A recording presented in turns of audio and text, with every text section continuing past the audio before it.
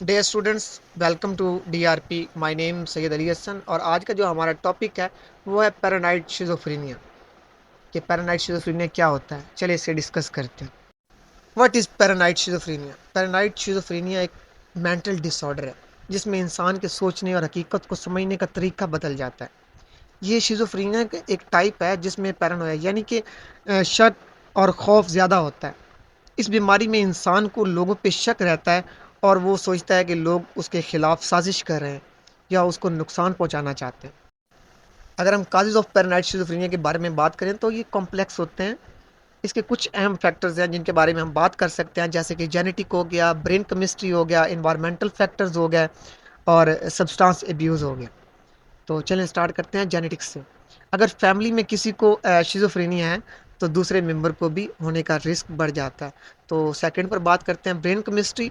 तो ब्रेन में कुछ केमिकल जैसे कि डोपामेन और ग्लूटामेट का इम्बैलेंस भी इस बीमारी का एक काज हो सकता है। और environmental factor, childhood trauma, stress और वायरल इन्फेक्शन भी इस बीमारी को ट्रिगर कर सकते हैं। और सब्सटेंस अब्यूज़, ड्रग जैसे मैरिजुआना, एलएसडी को भी यूज़ जो एलएसडी का यूज़ भी शिज़ोफ्रेनिया को एक काज कर सकता है। आई नो, मैं उम्मीद करता हूँ कि आपको समझ आ गई होगी इसकी। जी, चलें आगे बढ़ते हैं। Symptoms of paranoid schizophrenia. Paranoid schizophrenia के जो सिम्टम्स हैं उनको दो कैटेगरीज में डिवाइड किया जा सकता है, पॉजिटिव और नेगेटिव सिम्टम्स। हम स्टार्ट करते हैं पॉजिटिव सिम्टम्स से। इसमें जो फर्स्ट है, इसमें है डिल्यूजन्स। इंसान को अजीबो-गरीब बिलीफ होते हैं, जैसे कि लोग उसका पीछा कर रहे हैं या उसकी जान को खतरा है। सेकंड जो है हेलुसिनेशंस है। इंसान को आवाज़ें सुनाई देती हैं या चीज़ें दिखाई देती हैं जो हकीकत में नहीं होती। डिसऑर्गेनाइज्ड थिंकिंग, जैसे कि इंसान की सोच और बातें कंफ्यूज होती हैं, लॉजिकल सीक्वेंस में नहीं होती। और जो लास्ट है वो उसे कहते हैं एजिटेटेड बिहेवियर। इंसान बेचैन और हाइपर एक्टिव हो जाता है, मतलब कि सुकून पसंद इंसान नहीं रह पाता। अगर हम नेगेटिव सिम्टम्स पैरानाइड शिज़ोफ्रेनिया के बारे में बात करें तो इसमें जो फर्स्ट है, इसमें आता है एलूजिया। इंसान कम बोलता है या उसकी जो बातें होती हैं मीनिंगफुल नहीं होती। और सेकंड जो है वो है एनहीडोनिया, मतलब जो एक्टिविटीज़ पहले मज़ा देती थी उनमें अब इंटरेस्ट नहीं रहता। और जो एवोल्यूशन है थर्ड है, उसमें इंसान को अपने जो डेली टास्क होते हैं कंप्लीट करने में मुश्किल होती है। और जो लास्ट है फोर्थ, वो है सोशल विड्रा, मतलब इंसान अपने आप को दूसरों से अलग कर लेता है, दोस्ती या रिश्ते बनाने में मुश्किल उसे होती है। Diagnosis of paranoid schizophrenia. Diagnosis के लिए कुछ स्टेप फॉलो किए जाते हैं, जैसे कि medical history, physical examination, psychiatric evolution.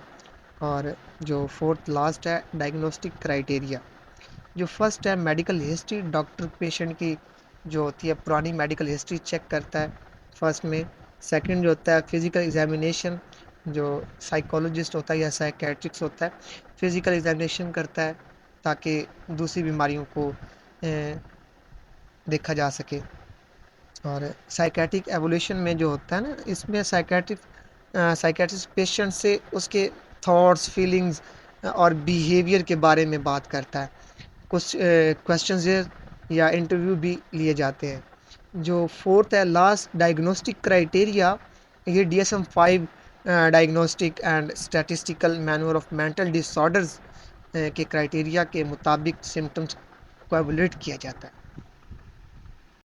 Treatment of paranoid schizophrenia, अगर हम इस पर बात करें तो इस डिसऑर्डर का जो ट्रीटमेंट है मुख्तलिफ तरीक़ों से किया जाता है।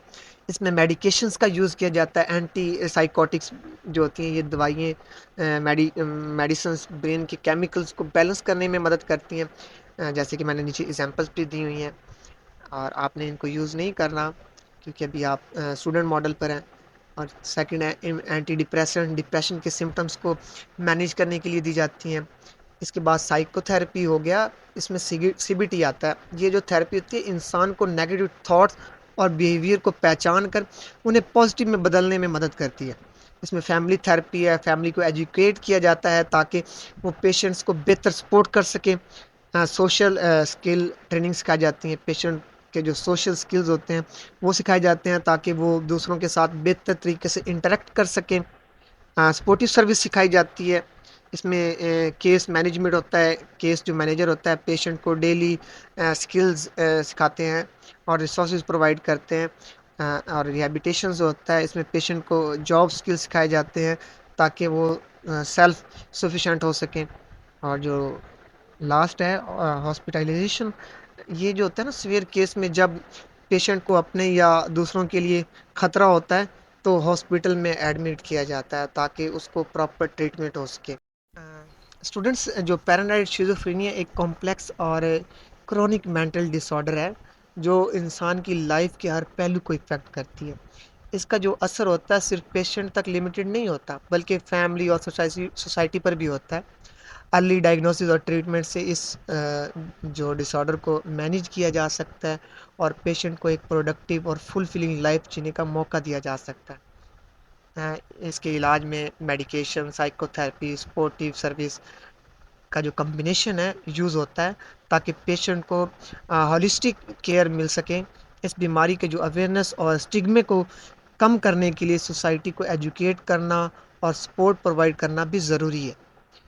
थैंक यू स्टूडेंट्स, आपने लेक्चर को सुना। अगर आपको लेक्चर अच्छा लगा है चैनल को सब्सक्राइब करें, बेल आइकन को दबाना मत भूलें और वीडियो को लाइक करें, कमेंट करें अगर कुछ आप पूछना चाहते हैं। Thank you.